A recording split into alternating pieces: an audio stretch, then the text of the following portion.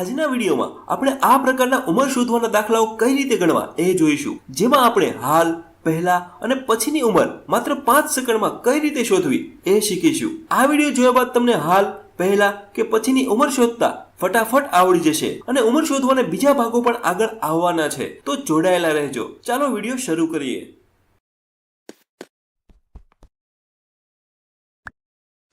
પહેલા આપણે એક વસ્તુ સમજી લઈએ. માની લો એક સમયરેખા છે. સમયરેખામાં અત્યારે જે ચાલે છે એને આપણે હાલ કહીએ છીએ. હાલ એટલે વર્તમાન, વર્તમાન એટલે અત્યારે માની લો તમે યુવાન છો. હવે માની લો તમને કોઈ પહેલાની ઉંમર પૂછે. પહેલા એટલે ભૂતકાળ. ભૂતકાળમાં તમે નાના હશો, મતલબ તમારી ઉંમર ઓછી હશે. અને તમને કોઈ પછીનું પૂછે, પછી એટલે ભવિષ્યનું, ભવિષ્યમાં તમે ઘરડા થઈ ગયા હશો. આમાં તમારે એ યાદ રાખવાનું છે કે પહેલાનું પૂછે તો ઉંમર તમારી ઘટશે અને ભવિષ્યનું પૂછે તો ઉંમર તમારી વધશે. પહેલાથી પછી તરફ જવામાં ઉંમર વધશે અને પછીથી પહેલા તરફ આવવામાં ઉંમર તમારી ઘટશે. આ વસ્તુ યાદ રાખજો, આગળ દાખલાઓમાં કામ આવશે. તો પહેલો દાખલો જોઈએ. તમારી ઉંમર 3 વર્ષ પહેલા 15 વર્ષની હતી, તો 4 વર્ષ પછી તમારી ઉંમર કેટલી હશે? હવે પહેલા તો આપણે સમયરેખા દોરી લઈએ. હવે અહીંયા પહેલું વાંચો. તમારી ઉંમર 3 વર્ષ પહેલા, અહીંયા પહેલાની વાત કરી છે, 15 વર્ષ હતી, તો પહેલા 15 વર્ષ હતી, તો પહેલામાં આપણે 15 વર્ષ મૂકી દઈએ. હવે પેલા આપણે હાલની ગોતી લઈએ, કારણ કે તમને પહેલાની ઉંમર આપેલી છે 15 વર્ષ, હાલની આપેલી નથી. હાલ કેટલી હશે? તો 3 વર્ષ પહેલાની વાત કરી છે, તો આપણે 3 વર્ષ અંદર ઉમેરવા પડશે. 15 માં 3 વર્ષ ઉમેરીએ, 15 ને 3 18. તો હાલમાં, વર્તમાનમાં અત્યારે તમારી ઉંમર 18 વર્ષની છે. એટલે 3 વર્ષ પહેલા 15 ની હતી, તો અત્યારે 18 વર્ષની છે. હવે આગળ શું કીધું છે?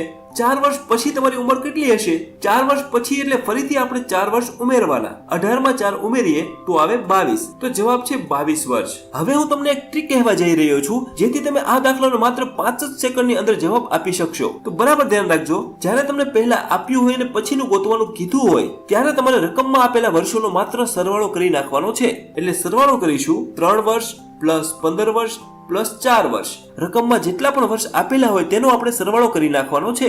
એટલે 3 પ્લસ 15 પ્લસ 4 જવાબ આવશે 22. એટલે ટ્રીકમાં આપણે એટલું જ યાદ રાખવાનું છે કે જ્યારે પહેલા આપેલું હોય અને પછીનું ગોતવાનું કીધું હોય તો આપણે રકમમાં આપેલા વર્ષોનો સરવાળો કરી નાખવાનો છે. એટલે એ આપણો જવાબ આવી જશે. આગળ જોઈએ. કેતનની 8 વર્ષ પહેલાની ઉંમર 40 વર્ષ હતી, તો 5 વર્ષ બાદની ઉંમર કેટલી હશે? અહીંયા આપણે ટ્રીક પણ વાપરશું, પણ પહેલા આપણે સાદી રીતે ગણી લઈએ. તો સમયરેખા દોરી લઈએ. હવે પેલી લાઈન વાંચો. કેતનની 8 વર્ષ પહેલાની ઉંમર 40 વર્ષની હતી, પહેલા આપી છે 40 વર્ષ, તો આપણે પહેલા 40 વર્ષ લખીશું.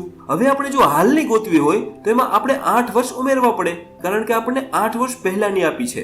8 વર્ષ ઉમેરીએ તો 40 અને 8 થશે 48. તો હાલની અત્યારની ઉંમર તેની 48 વર્ષની છે. હવે આગળ 5 વર્ષ બાદની ઉંમર પૂછેલી છે, તો 48 માં આપણે 5 વર્ષ ઉમેરી દઈશું. 48 અને 5 થશે 53. તો જવાબ છે 53 વર્ષ. હવે આપણે ટ્રીક વાપરીએ. અહીંયા પહેલાની આપેલી છે અને પછીની ગોતવાની કીધેલી છે, તો સીધું આપણે બધા વર્ષોનો સરવાળો કરી નાખશું. એટલે 8 વર્ષ પ્લસ 40 વર્ષ પ્લસ 5 વર્ષ. 8 ને 40 48, 48 ને 5 53. તો સીધો જવાબ આવી ગયો છે 53. આગળ જોઈએ. 4 વર્ષ પહેલા કિંજલની ઉંમર 20 વર્ષ હતી, તો 8 વર્ષ બાદ તેની ઉંમર કેટલી હશે? પહેલા સાદી રીતે ગણી લઈએ.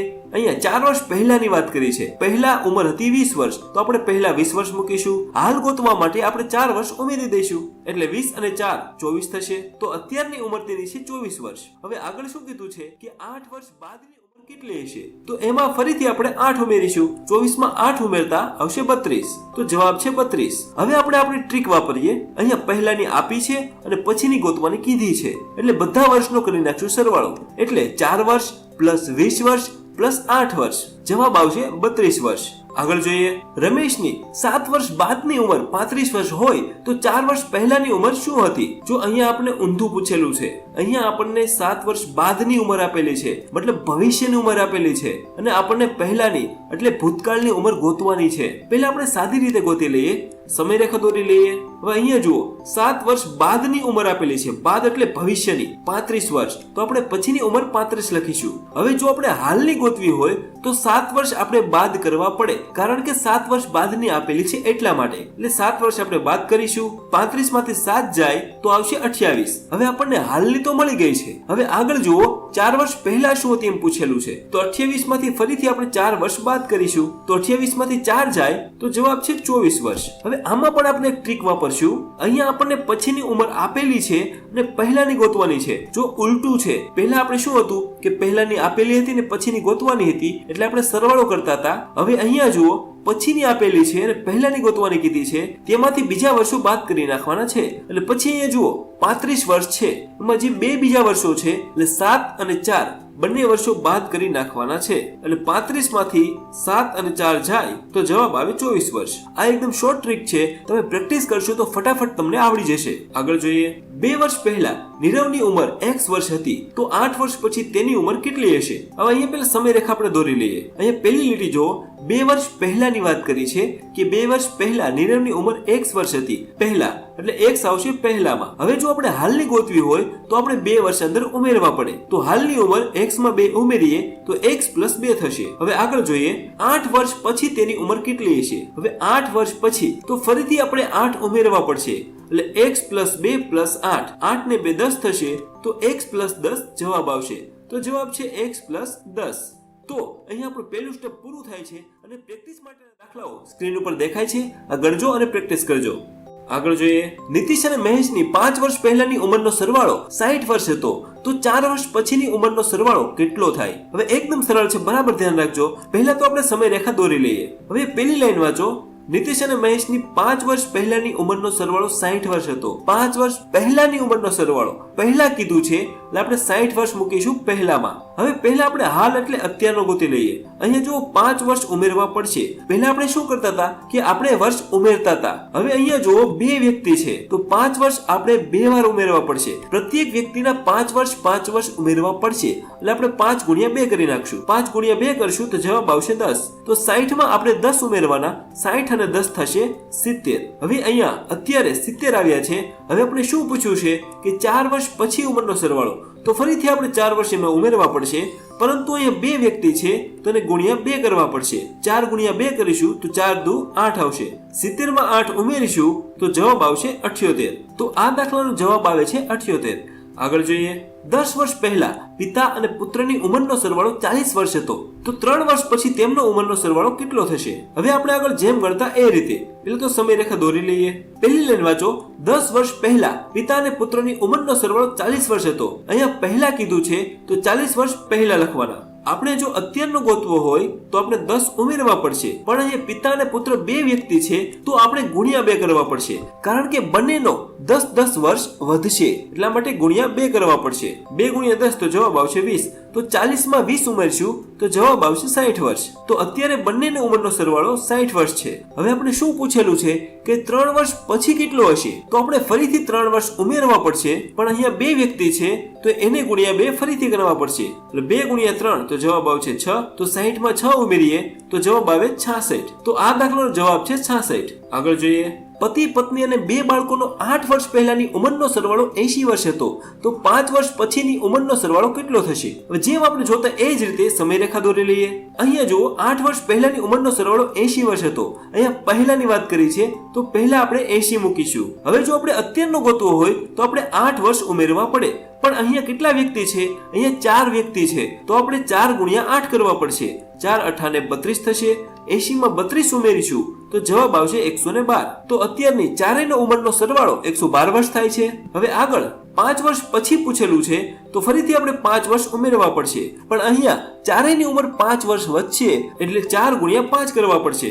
4 × 5 = 20 જવાબ આવશે. તો 112 માં 20 ઉમેરીએ તો જવાબ આવશે 132. તો 5 વર્ષ પછી તેમની ઉંમરનો સરવાળો 132 વર્ષ હશે. આગળ જોઈએ. પતિ પત્ની અને બે બાળકોનો 10 વર્ષ પછીની ઉંમરનો સરવાળો 100 વર્ષ હતો, તો 5 વર્ષ પૂર્વેની ઉંમરનો સરવાળો કેટલો થશે? જો પહેલા દાખલામાં આપણને પહેલાનો આપેલો હતો, આ દાખલામાં આપણને પછીનો આપેલો છે, તો આપણે ઉલટું કરવાનું થશે. પહેલા તો આપણે સમયરેખા દોરી લઈએ. હવે અહીંયા પહેલા જુઓ, 10 વર્ષ પછીની ઉંમરનો સરવાળો આપેલો છે. કેટલા આપેલા છે? 100 વર્ષ આપેલા છે, તો આપણે 100 વર્ષ પછીમાં લખીશું. હવે જો આપણે અત્યારનું ગોતવું હોય તો આપણે 10 વર્ષ બાદ કરવા પડશે, તો આપણે × 4 કરવા પડશે. 4 × 10 તો જવાબ આવશે 40. તો આપણે ઊંધું હાલવાનું છે, તો આપણે 100 માંથી 40 બાદ કરીશું. 100 માંથી 40 જાય તો આવે 60 વર્ષ. તો અત્યારે ચારેયનો ઉંમરનો સરવાળો 60 વર્ષ છે. હવે આપણે પૂછેલું છે શું?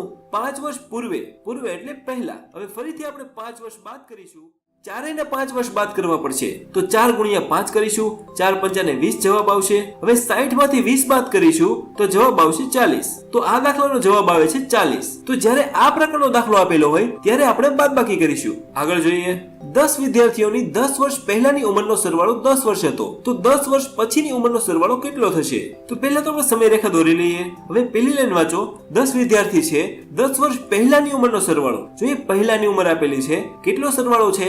10 વર્ષ છે. તો પહેલામાં આપણે 10 વર્ષ લખીશું. હવે જો મારે અત્યારનો ગોતવો હોય તો શું કરવું પડે? 10 વર્ષ ઉમેરવા પડે. પણ અહીંયા 10 વ્યક્તિઓ છે તો પ્રત્યેકના 10 ઉમેરવા પડે એટલે ગુણ્યા 10 કરું છું. 10 ગુણ્યા 10 તો જવાબ આવશે 100. તો અત્યારનો મને મળી ગયો છે. પહેલા 10 હતો અને 100 ઉમેરવાના એટલે આવશે 110. હવે આગળ 10 વર્ષ પછી પૂછેલું છે તો ફરીથી આપણે 10 વર્ષ ઉમેરવા પડશે. પ્રત્યેકના 10 વર્ષ ઉમેરશું તો 10 ગુણ્યા 10 તો જવાબ આવશે 100. તો 110 માં 100 ઉમેરવું તો આવે 210. તો આપણો જવાબ આવે છે 210. આગળ જોઈએ.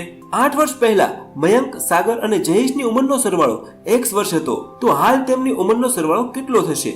પહેલા તો આપણે સમયરેખા દોરી લઈએ. જોઈએ પહેલી લાઈન વાંચો. 8 વર્ષ પહેલા મયંક, સાગર અને જયેશ 3 વ્યક્તિ છે.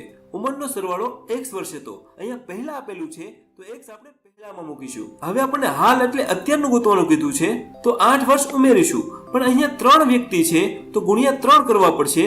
8 તેરી ને 24 તો x માં આપણે 24 ઉમેરીએ તો x પ્લસ 24. તો હાલ આપણને મળી ગયો છે x પ્લસ 24. તો જવાબ છે x પ્લસ 24. અહીંયા આપણું બીજું સ્ટેપ પણ પૂરું થાય છે અને પ્રેક્ટિસ માટેના દાખલાઓ સ્ક્રીન ઉપર દેખાય છે. આ ગણજો ને પ્રેક્ટિસ કરજો. તો આશા રાખું છું કે તમને આ પ્રકારના દાખલાઓ આવડી ગયા હશે. ચલો હું મળું હવે આગળના વિડીયોમાં.